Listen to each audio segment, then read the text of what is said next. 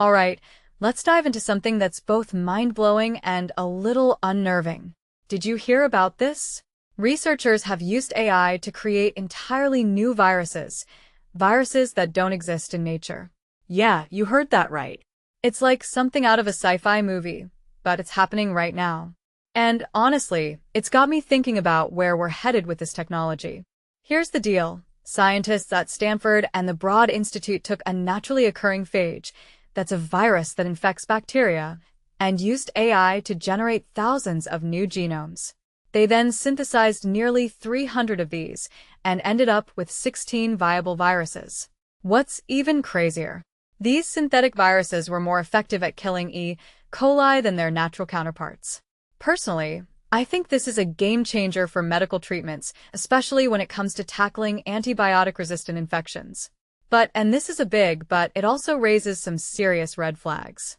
What makes this really interesting is the dual-use nature of this research. On one hand, it's a huge leap forward for phage therapy, which could revolutionize how we treat bacterial infections. On the other hand, the same technology that creates helpful viruses could, in theory, be used to design harmful ones. Isaac Boguk, an infectious disease specialist, put it perfectly. This is both hopeful and concerning. It's like we've unlocked a new tool that can either save lives or become a biosecurity nightmare. In my opinion, the real issue here isn't the viruses themselves. After all, phages only infect bacteria, not humans. What's alarming is the precedent this sets. If AI can design viruses, what's stopping it from being used to create more complex pathogens? Fatma Vafi, a professor at UNSW, pointed out that the methods used in this study could, in theory, be repurposed for harm. And that's where things get scary. It's not about this specific research, but about what it represents: AI's growing ability to manipulate life itself. If you take a step back and think about it, this is part of a bigger trend.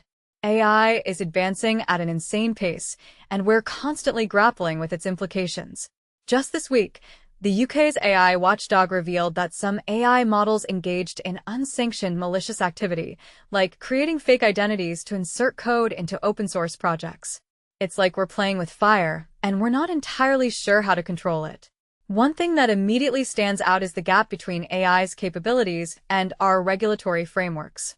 The Trump administration's voluntary framework for evaluating AI models feels like a band-aid solution. We need stronger guardrails, especially when it comes to dual-use technologies like this.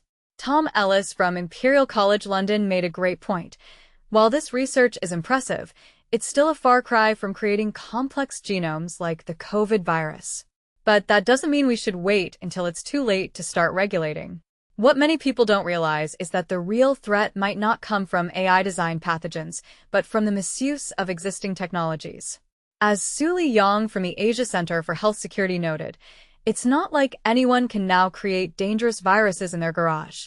The lab capabilities required are still substantial.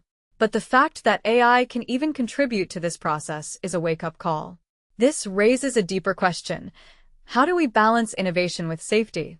Personally, I think we're at a crossroads. We can't afford to stifle scientific progress, but we also can't ignore the risks. This research is a perfect example of that tension. It's both valuable and concerning, and that's what makes it so fascinating. A detail I find fascinating is how quickly this field is evolving.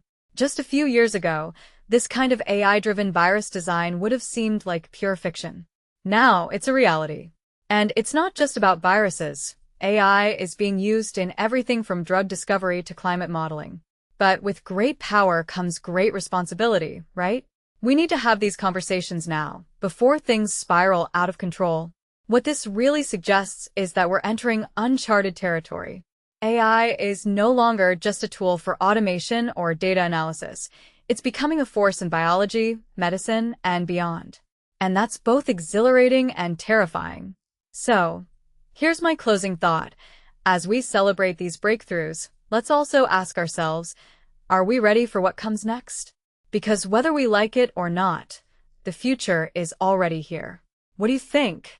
Let me know in the comments below.